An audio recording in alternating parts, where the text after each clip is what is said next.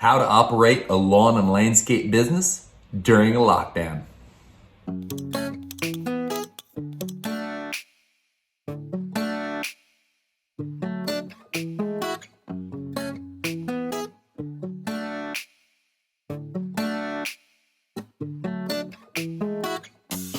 All right, everybody, before we get into it, you know the drill. Hit that like button, hit subscribe, and hit the bell to get notifications of videos as soon as they come out.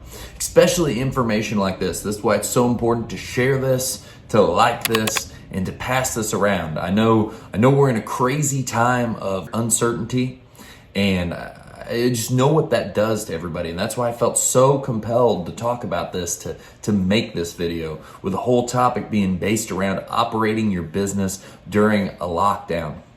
So from state to state, these things vary, so you need to check on your own things, and I did. They initiated our lockdown last Friday, and I did tons of research to digging into this, making sure we could operate. And by Monday, I was pretty sure, and then throughout the day Monday, we got confirmation that we were in fact deemed an essential business. So with all this being said, that's the first step. You need to make sure you're deemed an essential business. And looking around at a lot of the states and how they're doing it, most of them are being essential business. Most of them are deeming construction and anything maintaining the sanitation of a property to be essential, but it can vary. So always look into this, dig into this, ask people, your local source of information, whoever that may be, to find out if this is true for you. But if you find out that you can operate, I wanted to go down the list of things that we did to kind of make changes necessary, because in this current crisis, in this current situation, you need to take it seriously. You can't just go back out there and do everything the same way you were doing it before. You need to take precautions. You need to not be a part of the problem, but be a part of the solution. It is really, really good if you can keep small businesses running and operating for the economy. But if those small businesses are out there and they're multiplying the problem that is already going on, that is not good.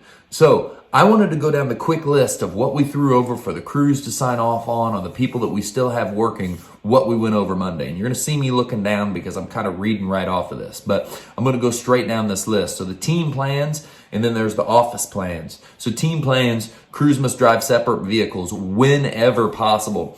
We got enough vehicles for our workforce right now to just be in separate vehicles unless there's some kind of crazy driver license issue that puts them in the same vehicle. So that's the very first precaution. No stopping at gas stations allowed at all. Will not see our trucks there. Do not want to see our employees introduced to that extra risk for themselves and their families. So we are only fueling at our shop, which has now been updated with a diesel tank as well. So we have everything here. No one has to get anything from anywhere else. And then that brings the next question everyone would ask is, well, what about to and from work? And I've kind of instated that, during this time, I don't want you to have to take that liability.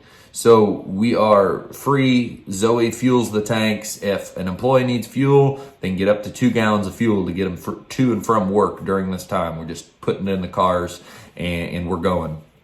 The next thing will be hand sanitizer in every truck. It's huge that hand sanitizer is every truck, and you are hand sanitizing at least 4 times a day or whenever you come in contact with something a surface that could pose an issue. So this is super important, even multiplied more before you eat, before you touch your face, before you do something. You got smokers, so before they smoke. We'll also have a set phone in times of crisis. So we have so many office phones that we're just giving phones to people that don't have reliable communication and making them sign off on it. So their responsibility, so we can communicate with them at all times, keep them updated on everything, really be able to keep tabs on the current situation that's going on. So below that is there's going to be sanitized twice a day, morning and night, all door handles of all vehicles, even the ones not being used, steering wheels, and phones and tablets, anything that's getting moved around. So that's another big thing that's happening. We've just shut off all paper invoices being left or any information being left or all door hangers, documentation until otherwise notified, and inform the crew that there are no high fives, no handshakes, no fist bumps, and no contact. So we're taking the 6 or more feet of social distancing very seriously, and it's something that we should be doing, because you shouldn't, like I said, you shouldn't just go into this and operate the same way. You know, you would make a bad name for any other business out there that is actually doing what they can if you just go about this and you don't care. So another big thing that we told our team is this is a time more than ever that we need to be helping our clients. So if you see something out of sorts on a property, sorry, I don't know what to do with my zipper here. If you see something out of sorts on a property, be addressing that, be putting it in the notes. If something looks like there's a problem, say mail stacked up on a property that normally that's not happening or whatever the case, immediately call the office so we can check on that customer. If people need stuff, well, we're just trying to do as much for the community as we can. I've talked about the ability for us to take and drop off supplies. Hasn't came to that yet, but that's another thing that we're looking at. So those are some of the things for the field team. We've also cut it off where no one comes in the shop. There's no more morning meetings. It's all just text to the employees, and maybe I'll run outside and talk to individual employees before they go.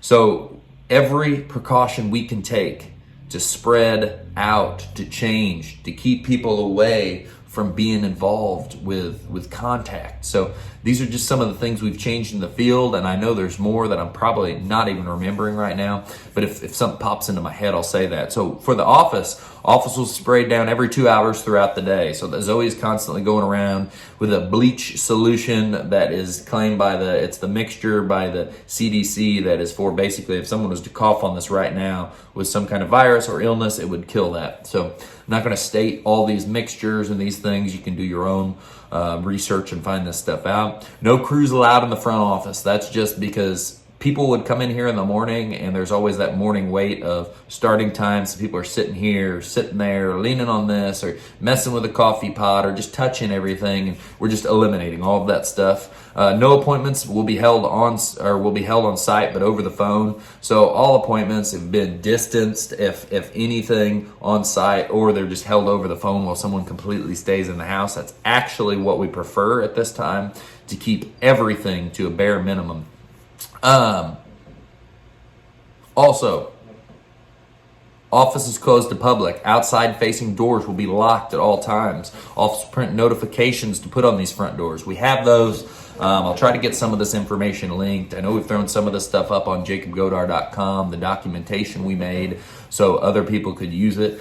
Office will go above and beyond to make sure Facebook is quickly updated so everybody knows what is going on. Just to really keep people up to date on what's going on any current information. We have a private Facebook group for the team and for everybody. So we're doing everything to keep any pending news updated on that. So these are the steps we have taken to ensure safety, to ensure precaution. Oh, forgot about one that's on this list. And this is the one that I wanted to remember. I didn't quite read all the way through it. People are going to ask, what's your team do? If they don't have the fuel, that's fine, but how did they go to the bathroom? So we got a second porta potty. It's getting delivered to our second site. Really, right now, all we're running is 2 sites.